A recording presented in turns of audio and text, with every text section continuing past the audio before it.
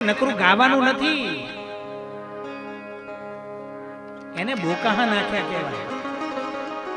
એકાદી લીટીનો એકાદો શબ્દ ક્યારેક જીવનમાં ઉતરી જાય પછી એને ગાયું કહેવાય.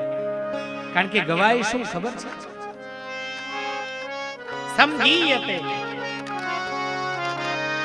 સારી રીતે ગવાયું એને જ કહેવાય કે જે તમારા જીવનમાં કાં ઉતરેલું હોય ને ગવાયા પછી કાં ઉતરે. બાકી તો હે ભજનની હેલી જામી હોય, રમઝટ બોલતી હોય, આ બધાય એક હારે માથા ધુણાવતા હોય, બાકી હરામ જો કોઈને એકે શબ્દમાં સમજણ પડતી હોય. ભજનોના ભજનો મોઢે કરી નાખ્યા, એનાથી શું? એક લીટીની સમજણ હોય, એક જ લીટીની. વૈષ્ણવજન તો તેને કહીએ પાપ પીડ પરાઈ જાણે. કઈ નહીં, ચલો છોડો, બીજી લીટી. પર દુખે ઉપકાર કરે મન અભિમાન, એને જરૂર પડી હતી, મારા ઘેર આવ્યો તો, મેં દીધું ઈ કીધું એટલે ઈ દીધાનું પુણ્ય ચાલ્યું ગયું.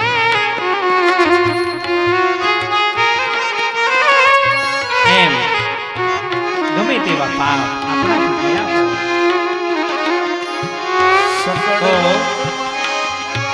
સૌને વંદે.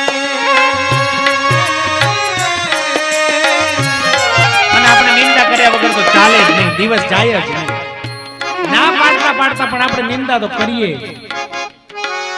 સગળ લોક સૌને વંદે, નિંદા ન કરે કે.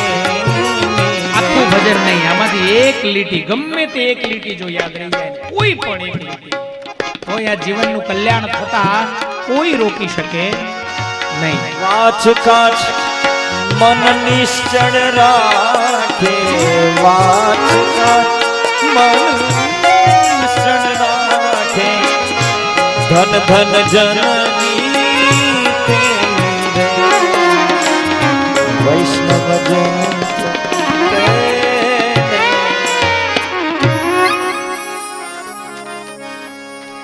સદા પાપરતા સઠાશ્ચ દુરાશયા મલિના દુર્ધિયો શાંતા દેવતા દ્રવ્ય ભોજિનઃ.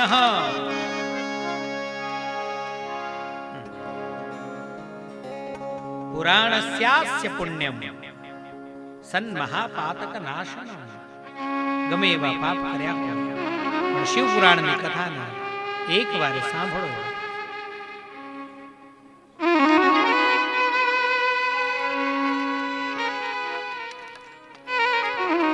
મોટા મોટા પાપો પલભરમાં નષ્ટ થઈ જાય. બાકી ગણ્યા ગણાય નહીં ને ગણ્યા વિણાય નહીં એટલા પાપ આપણને હવે એ બધું સામાન્ય લાગવા માંડ્યું છે. આપણાથી કોઈ દુખી થયું હોય તો આપણે કે ભલે એમાં શું, એમ કરીને આટલી વાતમાં એને જવા દઈએ છીએ.